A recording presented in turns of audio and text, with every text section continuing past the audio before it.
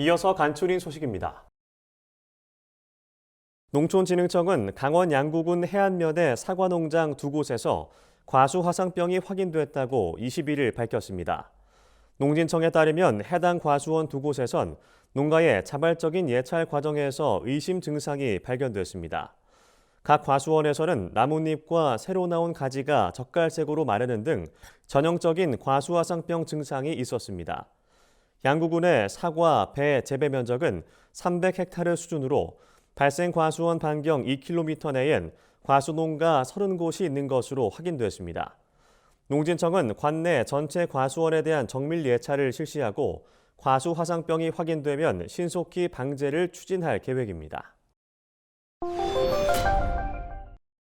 유전자 변형 농산물 GMO 완전 표시제 도입을 골자로 한 GMO 특별법 제정이 추진됩니다. 양이원영 더불어민주당 의원은 최근 국회에서 GMO 특별법 제정을 위한 기자회견을 열었습니다. 특별법은 양이 의원이 대표 발의를 준비하고 있으며 실제 발의는 7월 초 이뤄질 예정입니다. 기자회견에서 공개된 특별법 주요 내용에는 GMO 완전 표시제가 담겼습니다. 이는 GMO와 이를 원재료로 한 농식품에 대해서는 유전자 변형 DNA 등의 잔존 여부와 상관없이 그 사실을 모두 표시하도록 하는 제도입니다. 농촌진흥청 국립축산과학원은 최근 건국대학교와 함께 가축 폭염 피해량 평가 기술 확산을 주제로 학술 토론회를 개최했습니다. 이번 토론회는 고온 환경에서 가축의 생산성 변화를 예측하는 기술 개발 결과를 공유하고 축산 현장에서의 활용 방안을 논의하기 위해 마련됐습니다. 축산과학원은 이 자리에서 가축 더위 지수를 기반으로 생산성 피해 수준을 예측하는 모형과 생체 지표를 활용해 생산성 피해 정도를 평가하는 기술을 선보였습니다. 경상남도 산림환경연구원은 반려식물을 키우는 도민을 위한 반려식물병원을 시범 운영한다고 밝혔습니다. 반려식물병원은 7월 3일부터 12월 31일까지 진주시 이반성면에 있는 연구원 1층 산림병해충 연구실에 조성됩니다. 연구원 병해충 연구 담당으로 사전 예약한 뒤 아픈 반려식물과 함께 병원을 찾으면 식물 전문가의 정밀 진단과 약제 처방, 분갈이 등을 받을 수 있습니다. 상태가 좋지 않은 반려식물은 입원 치료 대상으로 분류해 7일부터 최대 3개월까지 집중 치료하고 생육 상태가 회복되면 퇴원 조치됩니다. 병원 진단을 받을 수 있는 화분수는 1인당 3개까지입니다. 행정안전부 국립재난안전연구원은 22일부터 7월 31일까지 전국 주요 재난 피해자를 대상으로 재난 피해 회복 수준 실태 조사에 나섭니다. 이번 실태 조사 대상은 2020년부터 지난해까지 발생한 여름철 풍수해와 대형 산불 등 7개 재난의 피해자 3천여 명이며 조사원이 직접 가구를 방문해 면담 조사할 예정입니다. 실태 조사 내용은 신체, 건강 상태를 포함한 7개 영역, 189개 문항으로 구성됐으며 재난 후 생활 변화와 국가 지원에 대한 평가 등에 대해 중점 조사합니다.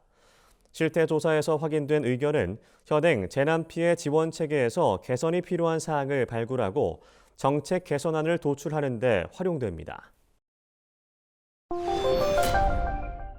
경기도는 고병원성 조류 인플루엔자 AI 예방을 위해 지역 내 가금류 농장을 대상으로 7월 말까지 방역 점검을 실시합니다. 점검 대상은 닭 3,000마리, 오리 메추리 2,000마리, 기타 100마리 이상의 전업규모 사육농장 922곳입니다. 이번 점검은 경기도와 시군 가축방역관 81명이 농장을 방문해 방역시설 등을 살피는 방식으로 이뤄집니다. 경기도는 법정 방역시설 이상 유무와 소독시설 적정 운영 여부, 소독제 관리 실태 등을 중점 점검할 방침입니다. 올해 1분기와 2분기 연속해서 오른 전기요금이 3분기에는 동결됩니다. 한국전력은 올해 3분기 연료비 조정 단가가 현재와 같은 1kW시당 5원으로 유지된다고 밝혔습니다. 한전이 연료비 조정 단가 외에도 전력량 요금을 포함한 다른 전기요금 항목을 조정하지 않아 3분기 전기요금은 전체적으로 동결됐습니다.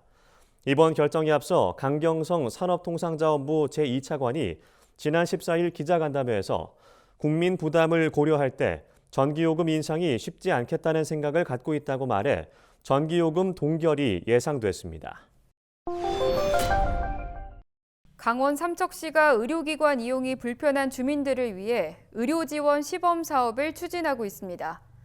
이번 사업은 정보통신기술을 활용한 원격 시스템을 통해 의료 취약지 주민들에게 의료 서비스를 지원하는 방식으로 진행됩니다. 삼척시는 지난해 3,378건의 원격 협진을 실시했고 올해 5월 말 기준 1,532건의 원격 진료를 시행했다고 밝혔습니다. 삼척시 관계자는 의료지원 시범 사업을 통해 의료 사각지대를 해소하고 시민 건강 증진에 기여하겠다고 말했습니다.